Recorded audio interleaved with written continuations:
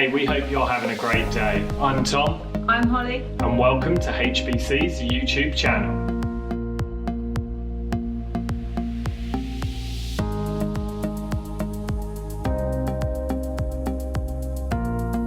Hello and welcome to day 25 of Journey Through the Bible. Thank you for tuning in. And we just want to give you a reminder, if you missed our mini meeting that took place yesterday, you can find that by going onto our channel and looking at our videos. It's really great to catch up. And also, let's just be church. So it doesn't matter if you didn't watch it on a Sunday, it's really not a big deal.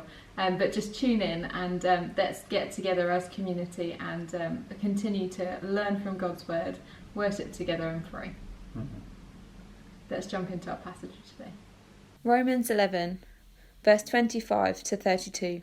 I do not want you to be ignorant of this mystery, brothers and sisters, so that you may not be conceited. Israel has experienced a hardening in part until the full number of Gentiles has come in, and in this way all Israel will be saved. As it is written, the deliverer will come from Zion.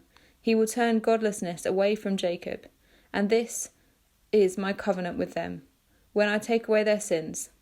As far as the gospel is concerned, they are enemies for your sake. But as far as election is concerned, they are loved on account of the patriarchs, for God's gifts and his call are irrevocable.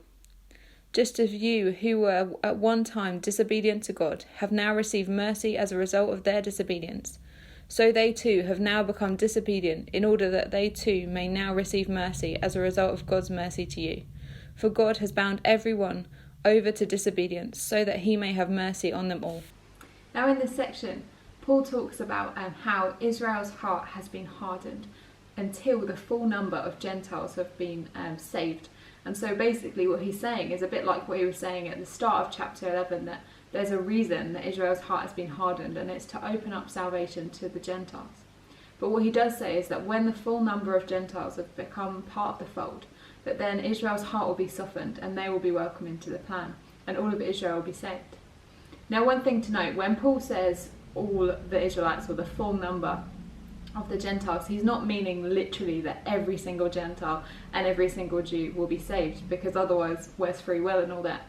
But what he's making the point about is that it will be a great majority, that when we talk about salvation and God's plan for the world, it's not just dribs and drabs. This is something that's going to be magnificent, that's going to be encompassing the majority of all of these people groups, and that's such an encouragement to us.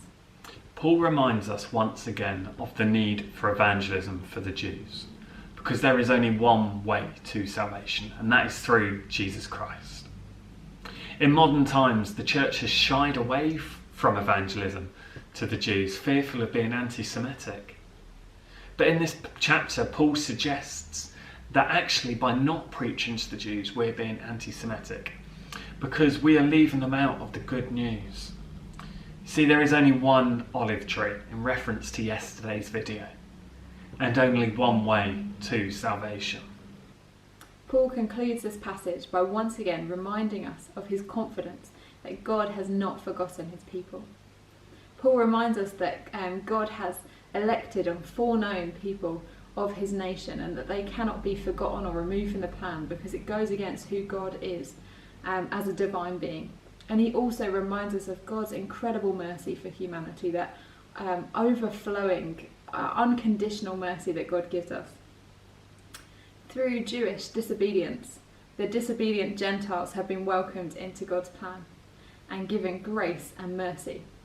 And in the same way, through God's incredible mercy and grace, God will bring the Jewish nation back as part of his plan, that they will receive the same mercy and grace that has been offered to the Gentiles.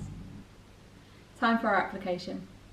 Now, one of the things that has just struck me throughout Romans, but particularly in the last three chapters 9, 10 and 11, is the emphasis on evangelism and spreading the gospel. And so our application has to be, get off your butts and talk about Jesus, because it's one of those things that Paul just drums home to us. He really keeps on that point that we need to talk about the good news, that we need to spread this joy and this hope that we found in Jesus. And so I think in a time like this, where life seems hopeless, where things are just crumbling before our eyes, when life has just become difficult, this is a massive opportunity for us to share the gospel. So I really encourage you, reach out to friends, to family, and tell them of the hope you've found in Jesus.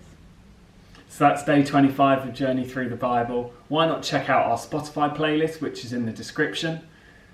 It's a great way to worship together as a church, but not physically together.